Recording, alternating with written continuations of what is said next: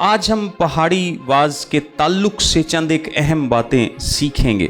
पहाड़ी वाज है, इसका आगाज़ मुबारकबादियों से होता है, लेकिन ये मुबारकबादियाँ बेसिकली कोई निजात हासिल कैसे की जाए ये नहीं बताती कि आप ये करेंगे तो आप निजात पाएंगे। सबसे पहले हम पहाड़ी वाज के जो करने वाला है, जो वाज करने वाला है, उस पर गौर करेंगे।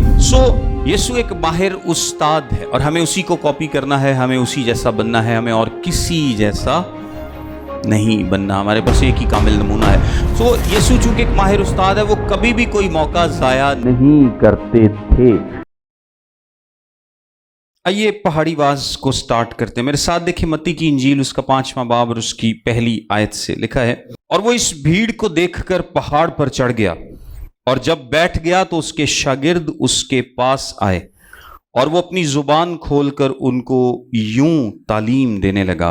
आज हम पहाड़ी वाज के ताल्लुक से चंद एक अहम बातें सीखेंगे, और मैं ईमान रखता हूँ आज हम इसका सिर्फ तारुफ देखेंगे, और इसका तारुफ एक काफ़ी बाबरकत तारुफ है। मैंने सोचा कि हम बजाय इसकी पूरी डिटेल देखें, आज हम इसके तारुफ पर गौर करेंगे, क्योंकि मुझे ज़ाती तौर पे इसका तारुफ जो है वो पसंद है, और हम सब खुदा ने चाहा तो ज़रूर इससे बरकत पाएंगे। आज हम पहाड़ी वाज के तारुफ पर गौर करेंगे। सबसे पहले हम पहाड़ी वाज के जो करने वाला है, जो वाज करने वाला है, उस पर गौर करेंगे कि ये कलाम सुनाने वाला कौन है। ये एक सरमन है, ये एक वाज है, ये कलाम बयान किया गया है, और एक गलील में एक पहाड़ से इस कलाम को बयान किया गया, और हम इसके डिफरेंट एस्पेक्ट्स पर भी गौर करेंगे। सबसे पहली बात इस सरमन के तारुफ के ताल्लुक से वो ये है कि ये जो कलाम सुनाने वाला है वो खुद यीशु मसीह है। इसलिए इस वाज की अहमियत सबसे ज़्यादा बढ़ जाती है। ये वाज किसी नबी ने नहीं सुनाया, ये वाज किसी पैगंबर ने नहीं सुनाया, ये वाज किसी फरिश्ते ने नहीं सुनाया, ये खुदा के किसी खादिम ने नहीं सुनाया, बल्कि ये वाज किसने सुनाया है? खुद खुदावंद यीशु मसीह ने सुनाया है। और इस वाज में जब वो बताता है कि मुबारक हैं वो, मुबारक हैं वो, मुबारक हैं वो, मुबारकबादियों से शुरू होता है ना, तो यीशु मसीह से बेहतर और कोई नहीं जानता कि कौन मुबारक है और कौन मुबारक नहीं है। यीशु मसीह से बेहतर और कोई नहीं जानता कि कौन निजात याफ्ता है, कौन नहीं है, कौन मुबारक है, कौन नहीं है। और चूंकि इंसाफ करने वाला भी खुद खुदावंद यीशु मसीह है, इसलिए वो अपनी बादशाही के असूल बता रहा है कि मेरी बादशाही के असूल क्या हैं। मेरी बादशाही में जितने भी मेरी जो रियाया है, जो मेरे मानने वाले हैं, जो मेरी बादशाही का हिस्सा हैं, उनसे क्या एक्सपेक्ट किया जाता है कि उनकी ज़िंदगी में क्या होना चाहिए। इन बातों पे आप गौर कीजिएगा कि उनकी ज़िंदगी कैसी ज़िंदगी होनी चाहिए जो मेरी बादशाही का हिस्सा है। क्योंकि हम ईमान रखते हैं कि बादशाही इस दुनिया में कायम हो चुकी है। खुदा यीशु मसीह की बादशाही इस दुनिया में कायम हो, जो उसने खुद कहा था कि बादशाही तुम्हारे दरमियान है। लेकिन फ़र्क ये है कि अभी हम उस बादशाही के शहरी हैं। जितने उस पर ईमान ले आए, हम उस बादशाही के शहरी हैं। ईमान से हम जितने निजात याफ्ता लोग हैं, हम उस बादशाही के शहरी हैं। लेकिन फ़र्क सिर्फ इतना है कि अभी ये बादशाही हमारे दिलों में है, वो हमारे दिलों पर राज करता है। इस बादशाही की नेचर रूहानी है, और यीशु मसीह ने पिलातुस से भी यही कहा था कि मेरी बादशाही इस ज़मीन की नहीं है। यानी उसकी नेचर फ़र्क है। अगर एक वक्त आएगा कि वो इस ज़मीन पर भी बादशाही करेगा, वो वक्त आने वाला है जब यीशु मसीह ज़मीन पर भी बादशाही करेगा, और 1000 साल के लिए अपनी बादशाही को कायम करेगा। और उसके बाद जितने उसके मानने वाले हैं हमेशा के लिए उसके साथ उस नए यरूशलेम में मौजूद होंगे, जहाँ पर वो हमेशा हमारा बादशाह होगा। लेकिन यीशु मसीह आज भी अपने मानने वालों का बादशाह है। वो मेरा बादशाह है, वो आपका बादशाह है, वो हम सब की ज़िंदगी का बादशाह है। यीशु मसीह खुद बताता है कि कौन मुबारक हैं, और मेरी जो बादशाही के शहरी हैं उनसे क्या एक्सपेक्ट किया जाएगा कि उनकी ज़िंदगियां कैसी होनी चाहिए, कैसे, कौन सी चीज़ जाहिर करेगी कि ये मेरी बादशाही के شہری ہیں۔ اگر یہ ساری باتیں آپ کی زندگی میں نہیں پائی جاتی، یا آپ کامل تو ہم نہیں ہیں، لیکن اگر آپ ٹھیک ٹریک پر بھی نہیں ہیں، تو اس کا مطلب ہے کہ آپ اس کی بادشاہی کے شہری نہیں ہیں۔ سو اس نے اپنی بادشاہی کے اصول بتائے، اس نے دنیاوی بادشاہی کے اصول نہیں بتائے۔ یسوع مسیح دی بادشاہی آسمانی ہے، تو انہیں آسمانی بادشاہی دے اصول دسے نے کہ جو میری بادشاہی ہے اس میں جو بھی لوگ موجود ہیں ان کی زندگی میں یہ سب کچھ نظر آنا چاہیے۔ یہ زمینی بادشاہی کی بات نہیں ہو رہی۔ اچھا، میں ایک بات ساتھ ساتھ کلیئر کرتا چلوں کہ یہ جو پہاڑی واز ہے، اس کا آغاز مبارک بادیوں سے ہوتا ہے، لیکن یہ مبارک بادیاں بیسیکلی کوئی نجات حاصل کیسے کی جائے یہ نہیں بتاتی کہ آپ یہ کریں گے تو آپ نجات پائیں گے۔ یہ ایک امپورٹنٹ ڈسٹنکشن کا پوائنٹ ہے کہ مبارک بادیاں آپ کو نجات حاصل کرنے کا طریقہ نہیں بتاتی۔ مبارک بادیاں آپ کو نجات حاصل کرنے کا طریقہ نہیں بتاتی۔ مبارک بادیاں آپ کو کیا بتاتی ہیں کہ جو لوگ نجات پا چکے ہیں، جو لوگ اس کی بادشاہی کا حصہ بن چکے ہیں، ان کے اندر کون کون سی خصوصیات پائی جائیں گی۔ سو یہ رزلٹ بتاتی ہیں، طریقہ نہیں۔ یعنی جو لوگ نجات یافتہ ہیں، جو اس کی بادشاہی کا حصہ ہیں، ان کے اندر یہ خصوصیات پائی جائیں گی، نہ کہ انسان یہ کرے تو وہ کیا کر سکتا ہے، نجات پا سکتا ہے۔ اس کے بعد جو اگلی ایک امپورٹنٹ بات ہم اس کے انٹروڈکشن میں دیکھتے ہیں، وہ ایک موقع کو دیکھتے ہیں۔ اور موقع کیا ہے کہ لکھا ہے اور وہ اس بھیڑ کو دیکھ کر پہاڑ پر چڑھ گیا۔ دیکھیں، یسوع مسیح ایک ماہر استاد ہے، اور جو اس کے ماننے والے ہیں ان سے بھی وہی ایکسپیکٹ کیا جاتا ہے کہ اپنے استاد کو کیا کریں، کاپی کریں، اپنے استاد جیسے بنیں، اپنے استاد کو ہر لحاظ سے، ہر طرح سے کیا کریں، کاپی کریں۔ جس طرح کلام مقدس میں لکھا ہے نا کہ زمین پر کسی کو اپنا باپ نہ کہو، کسی کو اپنا رہنما نہ کہو، رہنما استاد کی یا ربی کی بات کی گئی ہے کہ ربی نہ کہو، تو وہ اس صورت میں لکھا گیا ہے کیونکہ جو بائبل ٹیچرز ہیں، جس طرح میں آپ کو کلام مقدس کی یہاں پر باتیں بتاتا ہوں، یا اور بہت سارے جو بائبل ٹیچرز ہیں وہ بتاتے ہیں، ان استادوں میں اور اس استاد میں کیا فرق ہے۔ وہ استاد بیسیکلی کیا کرتے تھے، وہ لوگوں کو اپنے جیسا بناتے تھے، اپنے جیسا بننے کی کیا کرتے تھے، تعلیم دیتے تھے۔ یعنی جس طرح کا استاد ہے اس طرح کا کیا ہوگا، شاگرد ہوگا۔ استاد کیسے کھاتا پیتا اٹھتا بیٹھتا، اس کی زندگی ہو، یعنی ہر معاملے میں کس کو کاپی کرنا ہے، استاد کو کاپی کرنا ہے۔ اے بڑا استاد ہون تہاڈا کوئی نہیں ہے۔ اگر میں کسی کو سکھاتا ہوں تو میں کس کی مانند آپ کو بنانا چاہتا ہوں، یسوع کی مانند۔ جس کی مانند بننا ہے وہ ربی ایک ہی ہے، وہ باپ ایک ہی ہے، جو آپ کو روحانی طور پر کچھ بھی دے سکتا ہے۔ باپ کیا ہوتا ہے، جو کچھ روحانی طور پر یا جسمانی طور پر آپ کو دیتا ہے۔ جسمانی طور پر ہمارے جو جسمانی باپ ہیں، کیونکہ ہم ان سے پیدا ہوئے ہیں، اور روحانی طور پر ہمیں کوئی بھی کچھ نہیں دے سکتا باپ کے معنوں میں۔ وہ کون دے سکتا ہے، صرف خدا دے سکتا ہے۔ ہم ایک دوسرے کی ہیلپ کرتے ہیں، اسی لیے ہم زمین پر کسی کو بھی اپنا باپ نہیں کہتے۔ خیر، یہ ایک الگ ٹاپک ہے۔ استاد بھی اس لیے نہیں کہتے کیونکہ ہم کسی کو اپنی مانند نہیں بنا رہے۔ اس سینس میں بائبل ٹیچر ایک اور بات ہے، لیکن جس سینس میں منع کیا گیا ہے کہ آپ نے کسی کو ربی نہیں کہنا، جو یہودی سینس تھی اس میں کسی کو بھی ربی نہیں کہنا۔ ہم سب کو یسوع کی مانند بننے کا کیا دیتے ہیں، ان کو تعلیم دیتے ہیں۔ سو یسوع ایک ماہر استاد ہے، اور ہمیں اسی کو کاپی کرنا ہے، ہمیں اسی جیسا بننا ہے، ہمیں اور کسی جیسا نہیں بننا۔ ہمارے پاس ایک ہی کامل نمونہ ہے۔ سو یسوع چونکہ ایک ماہر استاد ہے، وہ کبھی بھی کوئی موقع ضائع نہیں کرتے تھے۔ یہاں پر بھی جب بھیڑ موجود ہے اور اس بھیڑ میں یسوع نے ایک ضرورت دیکھی ہے، اور ضرورت کیا ہے کہ یہ لوگ روحانی طور پر ایسی بھیڑوں کی مانند ہیں جن کا کوئی چرواہا نہ ہو۔ یہ لیڈر کے بغیر ہیں، ان کو کوئی سمجھانے والا نہیں ہے، ان کو کوئی سکھانے والا نہیں ہے، بالکل ان کے پاس کوئی ایسی لیڈرشپ موجود نہیں ہے، اور یہ لوگ بھوکے پیاسے بھی ہیں۔ ان کو ضرورت ہے روحانی طور پر، ان کو کس چیز کی ضرورت ہے کہ ان کو خدا کے کلام کی باتیں بتائی جائیں، سکھائی جائیں۔ سو یسوع مسیح نے اس موقع کا فائدہ اٹھایا ہے، اور رائٹ ٹائم پر یسوع مسیح نے ان کو تعلیم دی ہے۔ اور ایک جو خادم ہوتا ہے اس کو بھی سیم کام کرنا چاہیے کہ جب بھی اس کو موقع ملے وہ ہمیشہ اس موقع کا کیا کرے؟ فائدہ اٹھائے، لوگوں کی ترقی کے لیے، ان کو سکھانے کے لیے۔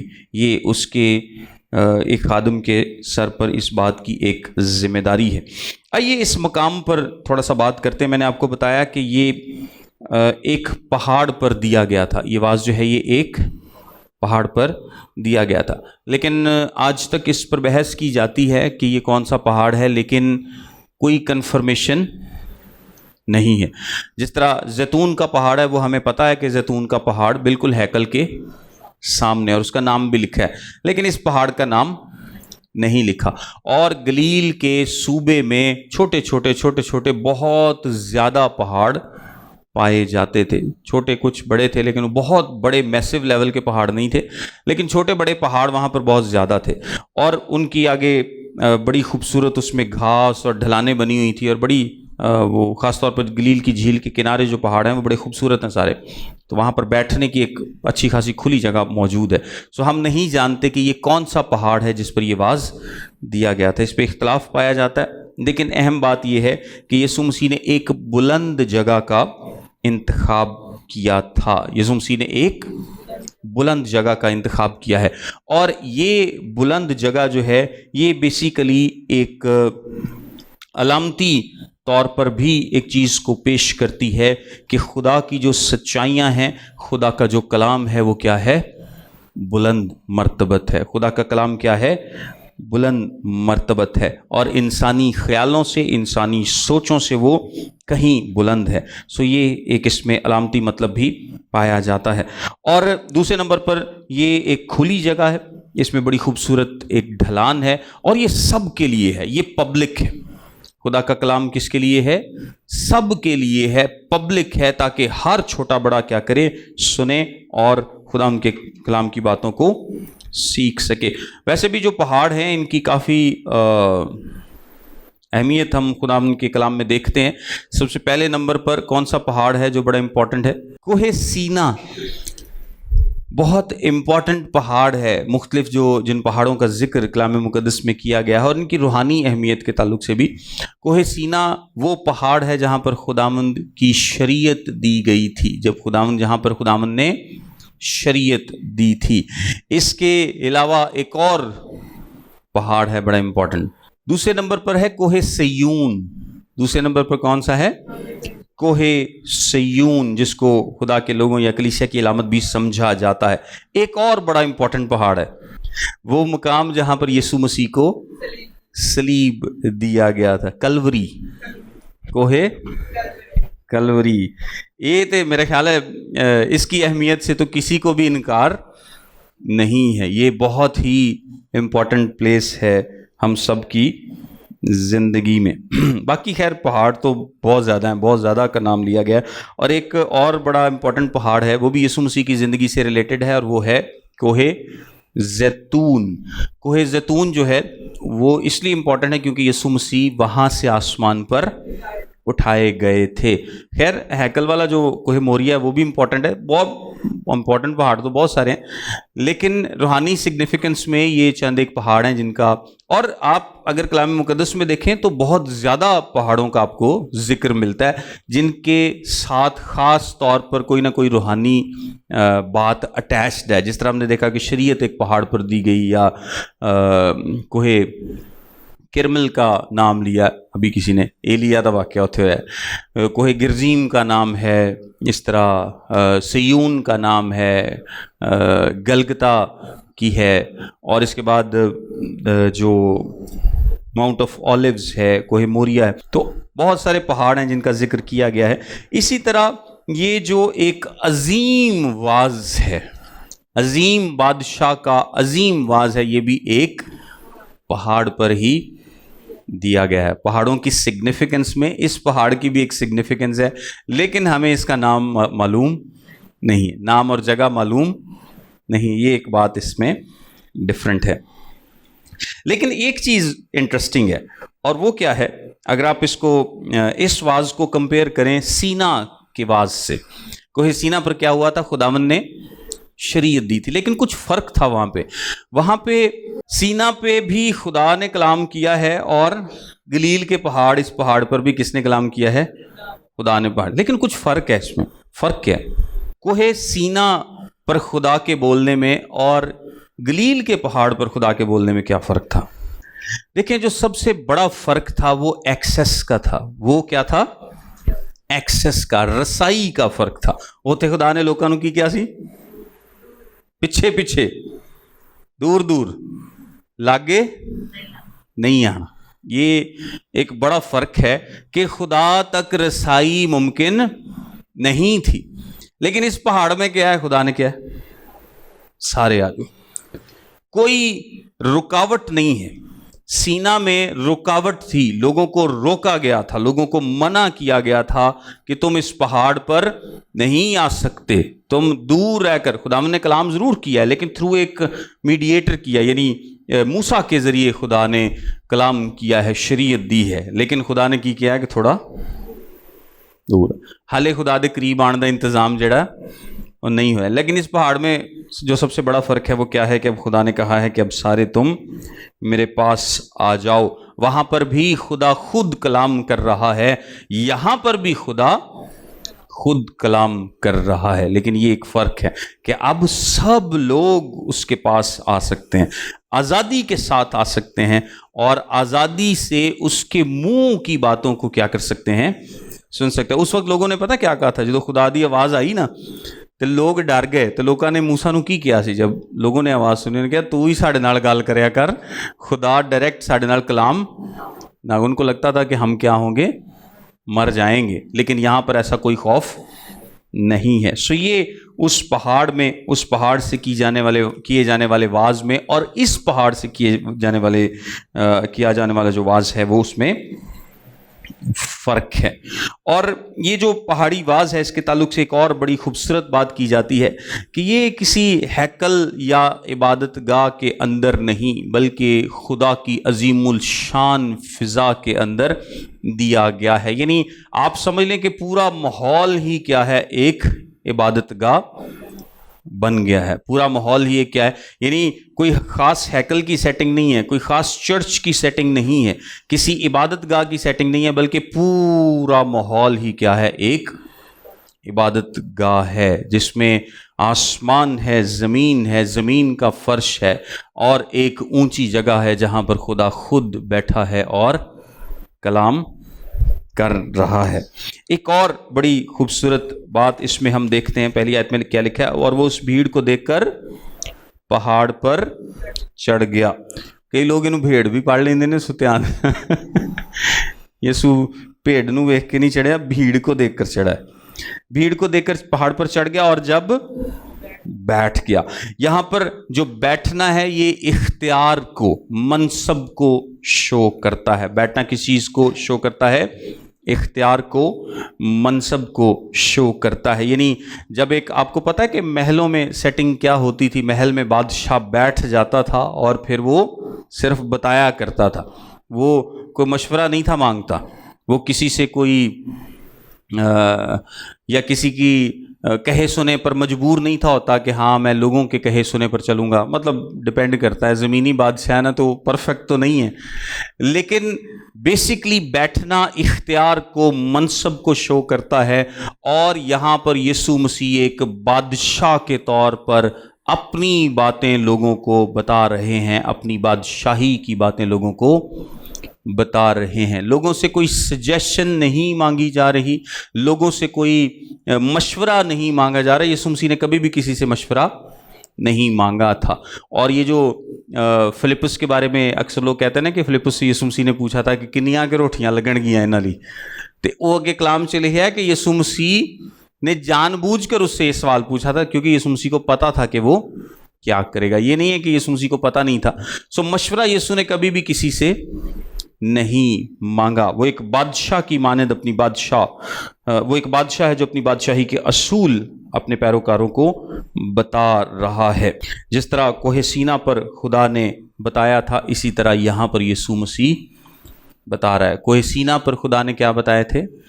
اپنی شریعت لوگوں کو بتائی تھی کہ یہ میرے حکم ہیں. یہاں پر بھی یسوع مسیح نے صرف بتایا ہے کہ میری بادشاہی کے اصول یہ ہیں.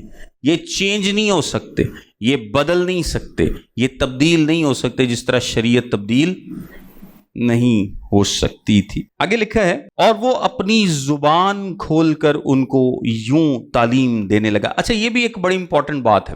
کچھ لوگوں کا کہنا ہے کہ یہ بات کیوں یہاں پر لکھی ہے کہ وہ اپنی زبان کھول کر. دیکھیں، زبان کھول کے ہی تو تعلیم دی جائے گی نا، ویسے کیسے تعلیم دی جا سکتی ہے؟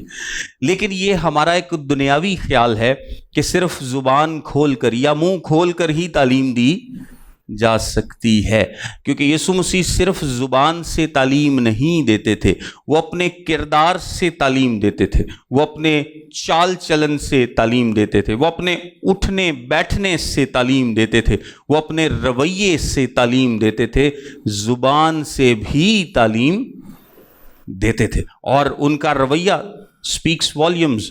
اور یہی ایک ایماندار سے بھی ایکسپیکٹ کیا جاتا ہے کہ ایک ایماندار منہ سے بھی تعلیم دے اور اپنے کردار سے بھی تعلیم دے. اور یہ تو بالکل نہیں ہونا چاہیے کہ کردار کچھ اور کہہ رہا ہو اور منہ کچھ اور کہہ رہا ہو. یہ تو بہت بڑا تضاد ہو جائے گا. یہ کھلا تضاد کیا یہ کھلا تضاد نہیں؟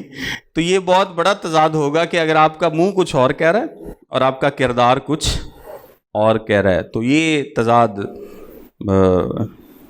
بہت سارے لوگوں میں آج کل پایا جاتا ہے. اچھا، ایک اور بات جو ہم اس واعظ کے بارے میں سیکھتے ہیں کہ یہ واعظ ایک ایسا واعظ ہے جس سے جو نہ صرف ان کے دلوں کو متاثر کرے گا بلکہ ان کی زندگیوں کو اندر تک جھنجھوڑ کر رکھ دے گا. اس کی وجہ کیا ہے؟ اس کی وجہ یہ بیان کی جاتی ہے کیونکہ یسوع مسیح کی جتنی بھی خدمت ہے، یسوع مسیح جو بھی بیان کرتے ہیں وہ ہمیشہ دل سے ہوتا ہے، وہ ہمیشہ اندر سے ہوتا ہے اور اس کا تعلق ہمیشہ حقیقت کے ساتھ ہوتا ہے. ہم بعض اوقات اپنی زندگیوں میں ایسی پریچنگ کرتے ہیں، جس طرح میں نے ابھی آپ کو بتایا، ہم بعض اوقات ایسی پریچنگ کرتے ہیں جو کہ ہمارے دل سے نہیں ہوتی، جو ہمارے اندر سے نہیں ہوتی، سو اس کا اثر بھی ویسا نہیں ہوتا. اور یہ آپ لوگ بھی اپنی زندگیوں میں غور کر سکتے ہیں، میں بھی کر سکتا ہوں، ہم سب اپنی زندگیوں میں غور کر سکتے ہیں کہ بہت جگہ پر ہم کچھ ایسا پریچ کر رہے ہوتے ہیں جدہ ساڈا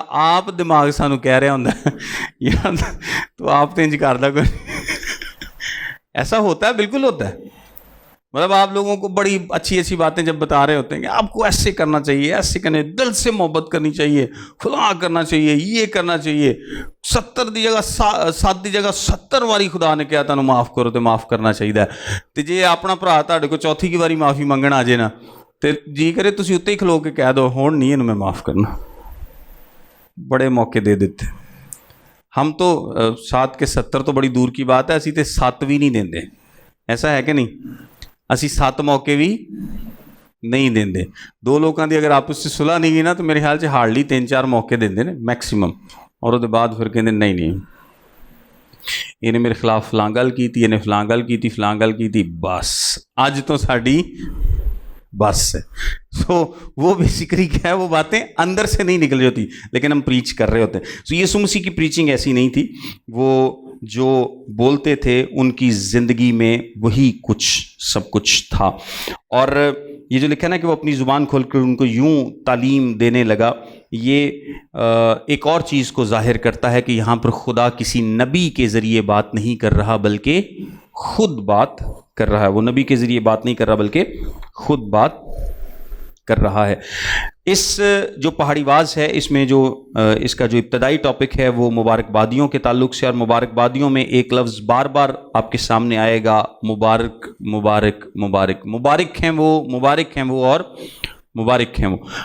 آپ کو پتہ جو پرانا عہد نامہ ہے وہ کس لفظ پر ختم ہوا؟ لعنت پر.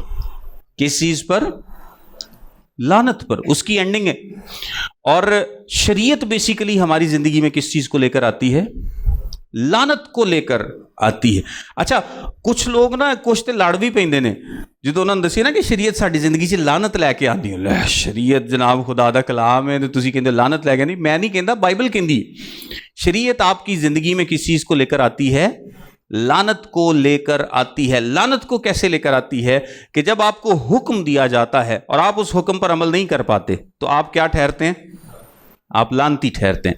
اگر حکم نہ دیا جائے تو پھر آپ لعنتی نہیں ٹھہریں گے، لیکن چونکہ حکم دیا گیا اور آپ سے کہا گیا کہ آپ نے اس حکم کو نہیں توڑنا، اگر توڑیں گے تو کیا ہوں گے؟ لعنتی ہوں گے۔ لیکن خدا کو پتا ہے کہ انسان اس حکم پر عمل نہیں کر سکتا، سو وہ آٹومیٹیکلی کیا بنے گا؟ وہ لعنتی بنے گا۔ لیکن شریعت کا مقصد یہ تھا کہ انسان کو بتایا جا سکے کہ وہ خود سے کچھ نہیں کر سکتا، وہ خود سے کچھ نہیں کر سکتا، وہ خود کو سیو نہیں کر سکتا، اس کو ایک نجات دہندہ کی ضرورت ہے۔ وہ اپنی زندگی پر صرف لعنت لا سکتا ہے، کچھ بھی کر کے انسان خدا کے کلام پر عمل نہیں کر سکتا۔ اور کلام مقدس میں کیا لکھا ہے؟ جس نے ایک حکم کو توڑا اس نے پوری شریعت، جس طرح شیشہ ہوتا ہے نا، شیشہ تو ایسا تو نہیں ہوتا کہ شیشہ یہاں سے ٹوٹ گیا وہاں سے ٹوٹ گیا، شیشہ جتوں ٹوٹے وہ سارا ہی ٹوٹ جاتا ہے۔ اسی طرح شریعت، آپ نے ایک حکم توڑا تو اس کا مطلب کیا ہے کہ آپ نے پوری شریعت کو توڑ دیا، آپ پورے گنہگار ٹھہرتے ہیں۔ ایک آدم نے کتنے گناہ کیتے؟ ایک فروٹ ہی کھادا ہی نا، ایک پھل کھادا سے، لیکن اس سے کیا ہوا؟ وہ گنہگار ہو گیا۔ نہ صرف وہ گنہگار ہوا بلکہ پوری نسل انسانی اس کی وجہ سے گنہگار ہو گئی۔ سو شریعت کا ایک حکم توڑنا بھی کیا ہے؟ پوری شریعت کو توڑنا ہے، اور یہ نیا عہد نامہ کیٹیگوریکلی ہمیں بتاتا ہے۔ سو شریعت لعنت کو لاتی ہے۔ پرانا جو عہد ہے اس میں شریعت ہے، شریعت دی گئی تاکہ انسان جان سکے کہ وہ شریعت پر عمل نہیں کر سکتا اور اس کو کسی نجات دہندہ کی ضرورت ہے، اس کو کسی اور کی ضرورت ہے کہ کوئی اس کو آ کے بچا لے۔ میں اپنے آپ کو ڈوبنے سے نہیں بچا سکتا، کوئی لائف گارڈ آئے تو مینوں پانی چوں کڈ لے، ادروائز میں گیا، ادروائز میں نہیں بچ سکتا۔ سو یسوع مسیح کی جو سب سے بڑا واعظ ہے اپنی خدمت کے تقریباً آغاز میں، جو سب سے بڑا واعظ ہے، جو پبلک ایک سب سے بڑا سرمن ہے، اس میں آپ بار بار مبارک مبارک مبارک کا لفظ دیکھتے ہیں، کیونکہ یسوع مسیح کس چیز کو لے کر آیا ہے؟ برکت کو لے کر آیا ہے۔ اس لعنت کو ختم کر کے اس کو برکت میں تبدیل کرنے آیا ہے، آپ کو نجات دینے آیا ہے، آپ کو بچانے آیا ہے۔ وہ لعنت جو شریعت کی وجہ سے آپ پر آئی ہے، آپ کے پاس کوئی آسرا، کوئی سہارا نہیں ہے۔ اب یسوع مسیح کیا کرنے آیا ہے؟ آپ کو اس لعنت سے نکال کر ہمیشہ کی زندگی دینے، برکت دینے آیا ہے۔ اسی لیے بار بار ذکر کیا گیا ہے کہ آپ کیا ہیں؟ مبارک ہیں، کیونکہ یسوع مسیح کا مقصد کیا ہے؟ آپ کو برکت دینا۔ یسوع مسیح کا کیا مقصد؟ آپ کو برکت دینا۔ کلام مقدس میں یوحنا کی انجیل میں کیا لکھا ہے؟ خدا نے اپنے بیٹے کو دنیا میں اس لیے نہیں بھیجا کہ دنیا پر سزا کا حکم کرے، بلکہ کس لیے بھیجا ہے؟ تاکہ دنیا اس کے وسیلے سے نجات پائے۔ وہ نجات دینے آیا ہے۔ برکت، امید، فضل، رحمت یسوع کے وسیلے سے ہے۔